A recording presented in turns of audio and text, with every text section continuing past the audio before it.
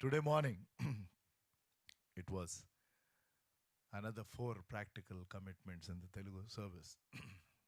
Once that is uploaded, if you follow Telugu, I request you to go through that message that God gave. I said, one thing you need to do is forget your failures. The second one is give up your grudges. The third one is restore relationships. And the fourth one is turn your back against the transgressions that you commit.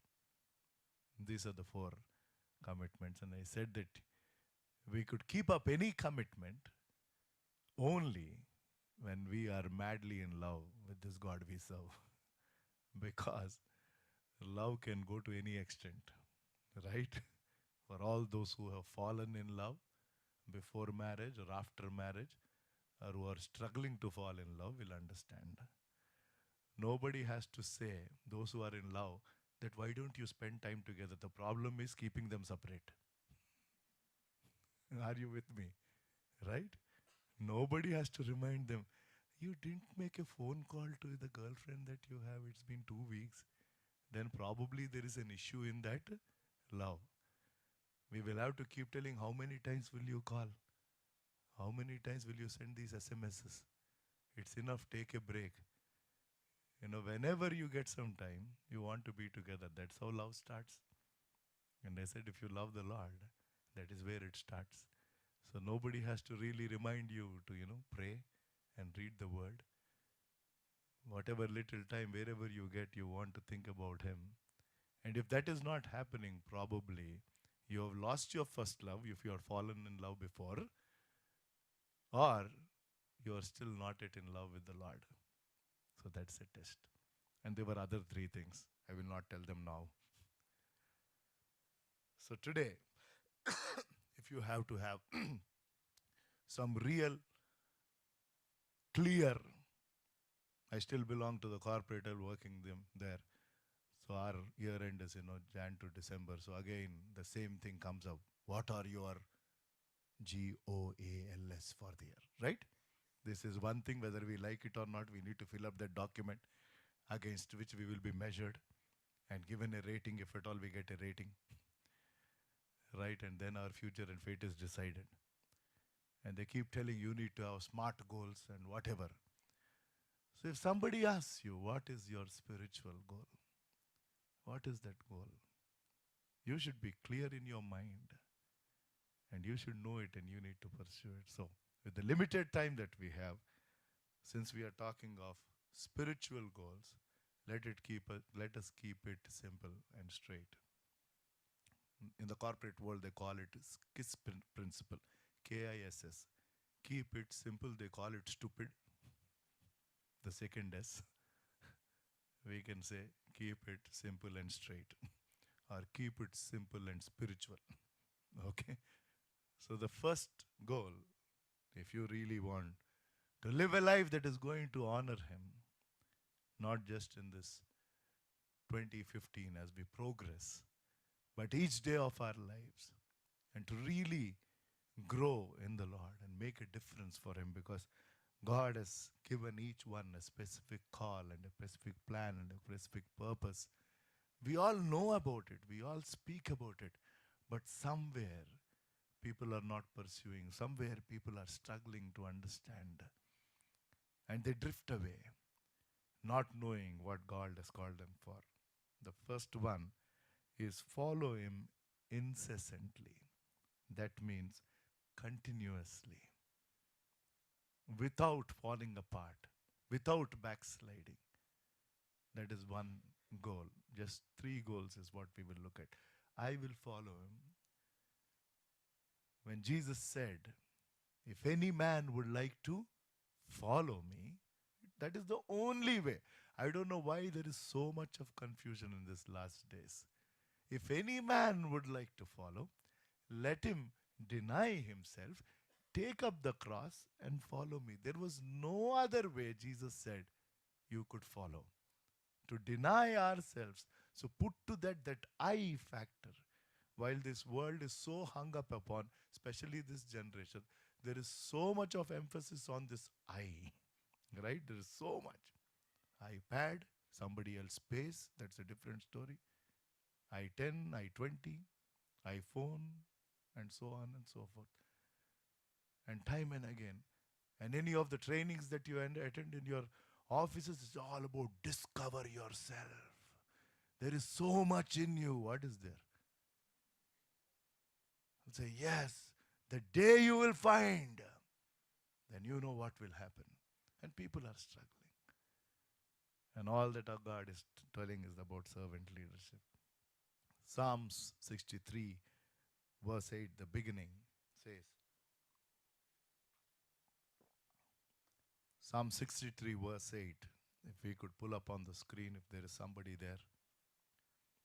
My soul follows close behind you. Your right hand upholds me. The NKJV is up there for us on the screen. Go back to the previous verse. My soul follows close behind you. So, what does this mean? I'll just give you a broad overview. What does it mean to follow God continuously, incessantly? Is one, to seek Him constantly. Seek Him. God's word says this, seek ye first the kingdom of God and His righteousness, and all these things shall be added unto you.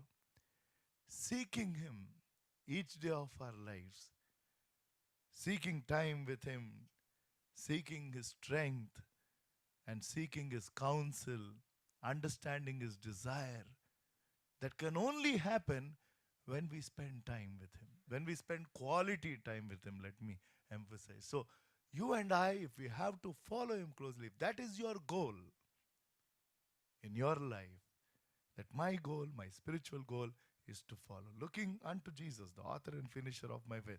I will follow Him wherever He leads me. He could lead me beside the still water. He would lead me through the valley. Whatever it may be, I will follow Him. Then, if you have to follow Him that in that manner, if that is your goal and my goal, my desire and your desire, then we need to seek Him continuously. And the second one is obey Him constantly. Obedience is no choice. When God says something, you and I are supposed to obey unconditionally.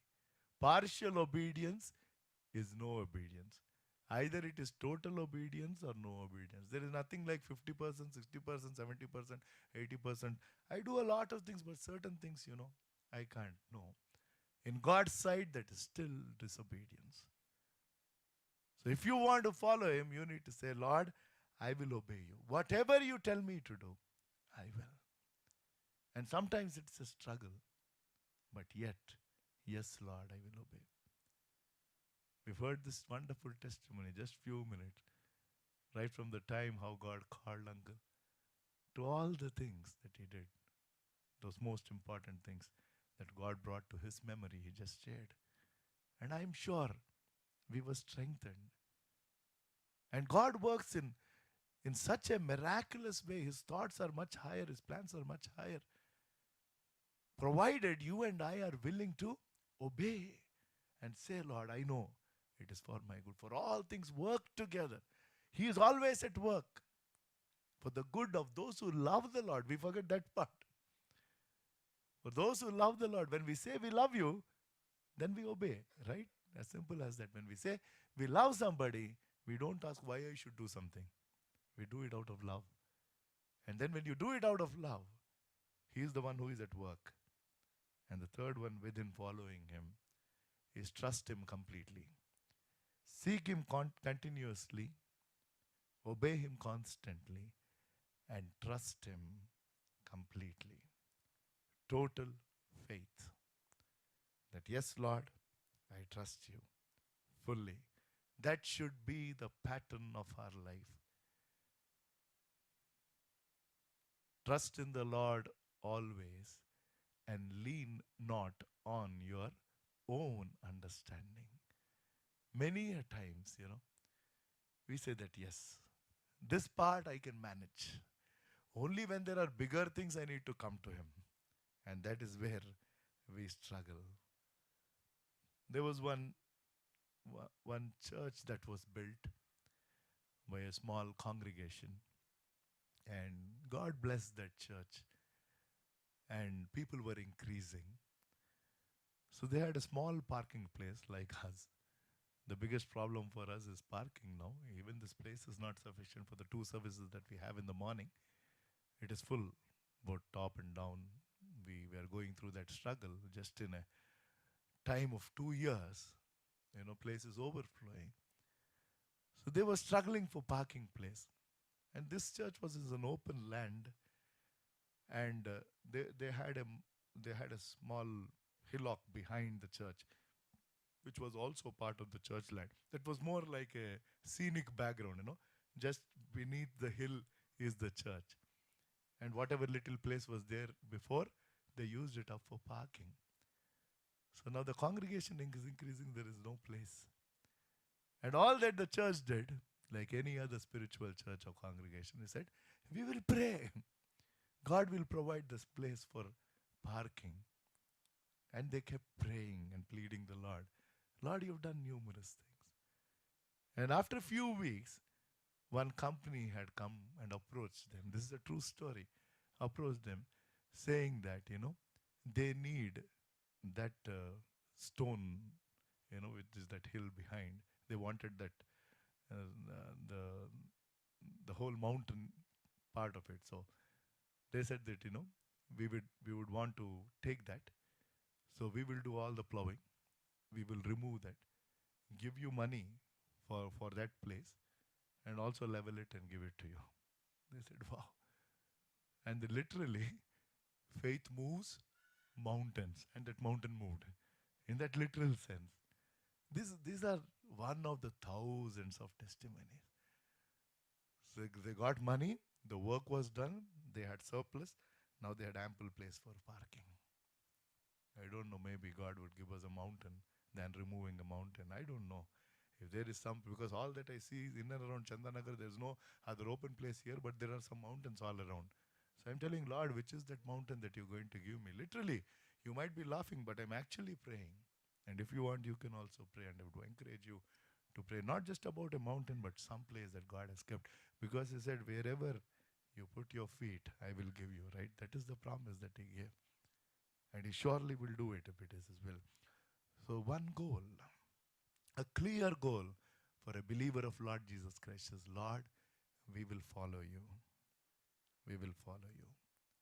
Second, we will love the Lord intimately. We will love the Lord intimately.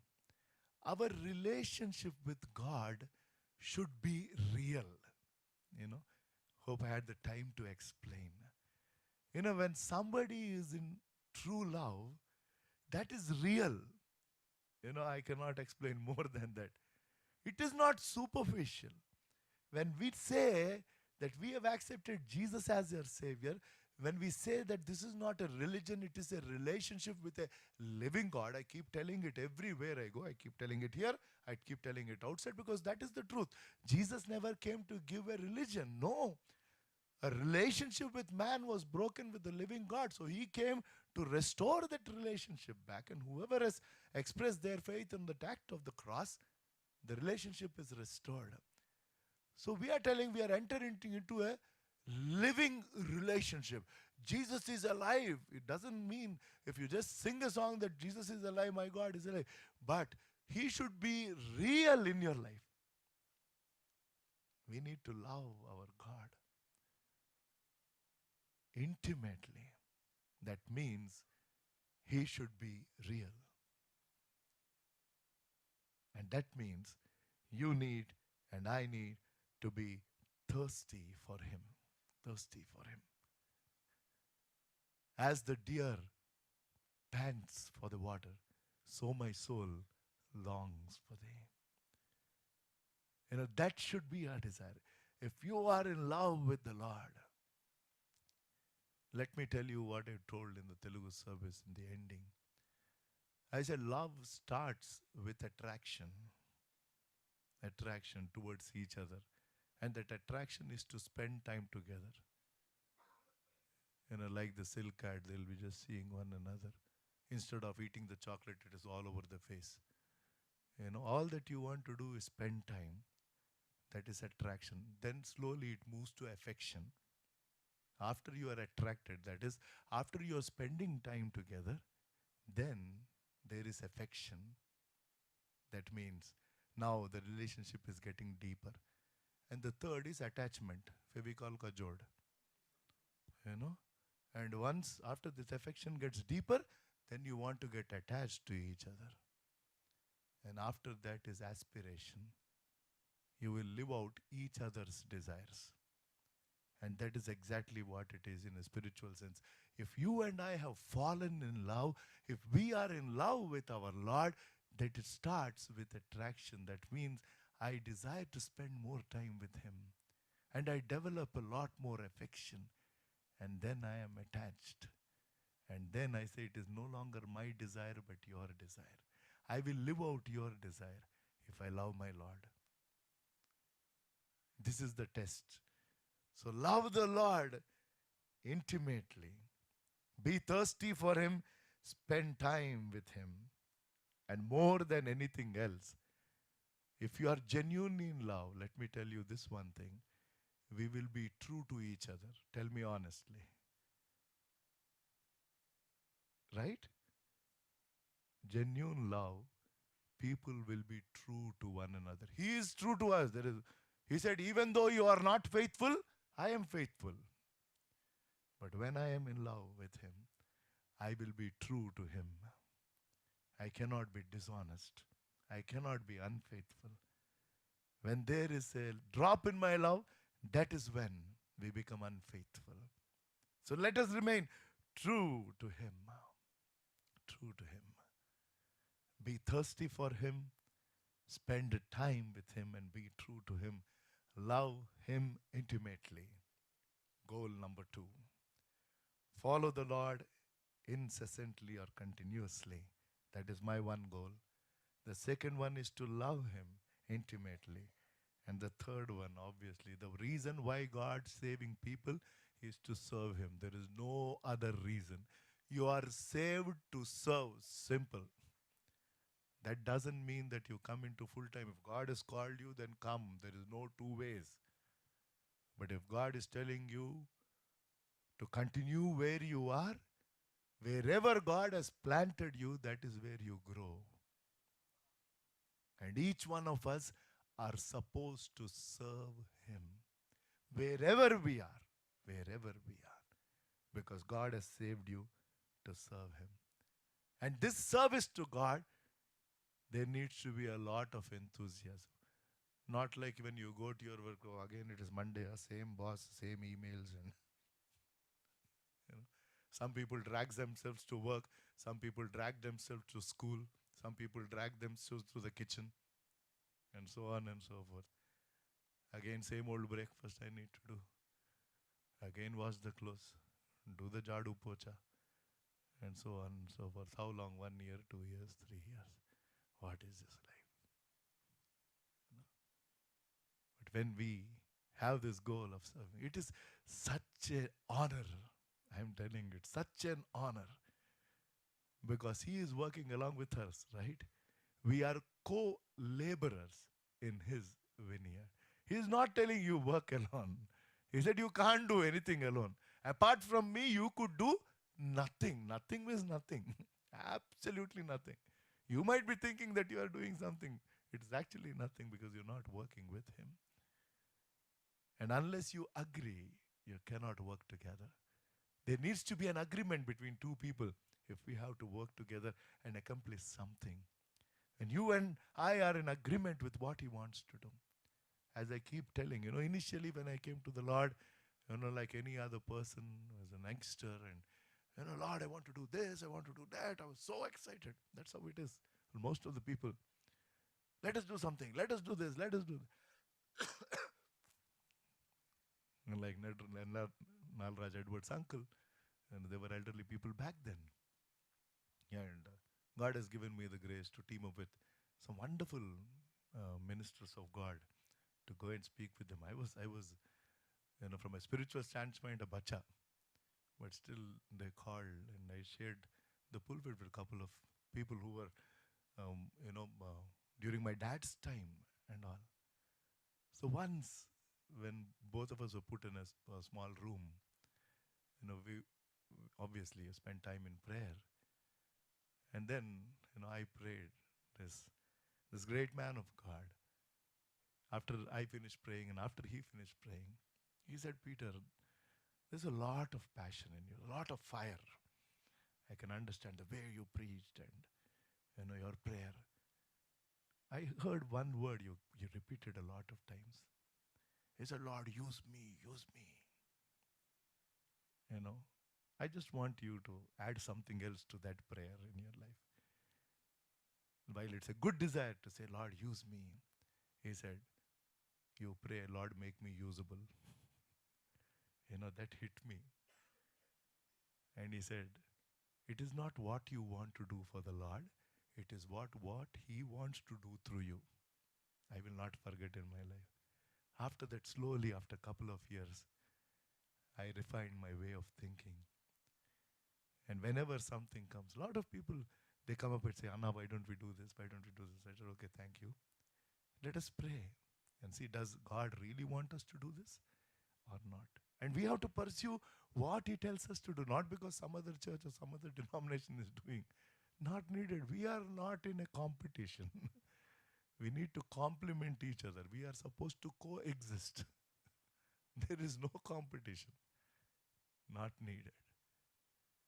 So serve him intensely. That means that passion. Saying that, Lord, what do you want me to do? And Lord, what do you want to accomplish through me? It is no longer I, but Christ who lives in me. God wants to live out his life through you and me. To showcase this world what he could do through children who have given their lives to the Lord. He will showcase and say, see, this is what. And we will be baffled the way he works out. So that enthusiasm should be there. And we need to serve him by giving ourselves completely, entirely. Forgive yourself and offer your bodies, Romans 12:1, or offer your bodies as a living sacrifice, holy and acceptable to him. Only then we will be able to serve him. Only then God will use us, when we give ourselves completely to him. Not one part of ours, but fully, saying that, Lord, here I am. Speak, Lord, for your servant hears. And go about doing what he tells you to do. I've given you a broad overview. 3 goals. If you have not had any, or if you had some goals, you may want to revisit. God is giving us an opportunity to refine and revisit the goals that you have set. Spiritually, what do you want to do each day of your life? Follow him, love him, serve him. Simple, straight goals. Say, Lord, yes, this is what I will do. With all my heart, I will just follow you wherever you take me. And I want to honor you. If you've not fallen in love with him, you need to fall in love with him all over again. And say, Lord, I want to spend time with you. I want to get deeper in your relationship. And then pursue what you want me to pursue and serve you wherever you've kept me. And be that witness for him. That is the only thing God has called us. As Jesus was ascending in Acts chapter 1, he told only one thing. When the Holy Spirit is given to you, you will receive power and you will go to Jerusalem and to Judea and to Samaria and be my witnesses. That is what God expects us to be. That is what he wants you to be strengthened. And God doesn't need, I keep telling it probably multiple times, God doesn't need talent. He needs testimony. There are a lot of talented people being used by Satan for other things. But God says, I will use your talent provided you have the testimony. a testimony that will honor Him, a testimony that is clear, a life that what speaks is seen. There is a match between our talk and our walk. There is a clear match. What you talk, that is what you walk. That's why somebody said, before you talk the talk, you walk the walk. You know, that means you do what you want to say. And then there will be a great revival in this country. When people, His children, have this clear goal and they understand. Unless you spend time with His Word and you pray, I am telling you, it's easy to drift away. Easy to drift away. The more you spend time with Him and the more you seek His Word and ask for His wisdom, it will be clear. So have these goals. Today, prayerfully you say, Lord, yes, I will follow you continuously. I will love you intimately. And I will serve you intensely. With that intensity, with that desire, because of the love that I have towards you. And He will reveal His plan, provided you obey in the light of what you know. Let us bow our heads in prayer for the word that He gave. The first Sunday of the year of 2014 will be just over in few hours. 4 days are gone. And before we realize, months will go away. As you look back, for what He has done for you and me, what have you and I done in return to the love that we receive, to the mercy that we receive, to the grace that we receive, to the blessings that we receive, to this very life? He has shed His blood for you and me. What have we done in return? What was your calling? What is your calling? And what does God want to do through you and me? If you're not clear, spend time with Him in prayer and read His word, and He will show it clearly through His word what He wants to do. But if we have to have some common goals as believers in Lord Jesus Christ, God is telling that these are the three things I want. I want you to follow me. I want you to love me. I want you to serve me. If God has spoken to you, I want you to make a commitment about these three goals. Not just emotionally, but prayerfully say, Lord, I want to have these goals in my life. Each day I would pursue them and honor you. Gracious Heavenly Father, we thank you, Lord, for giving us your word today, as you always do. Thank you, Lord, for putting things in your perspective and letting us know what we need to do in this year of 2015, each day of our lives. I pray that you strengthen each one who's heard this and encourage them to have these goals in their lives. And not just something in their mind, but in their hearts, that they never forget, but pursue them with all their heart. In Jesus' precious name I pray. Amen.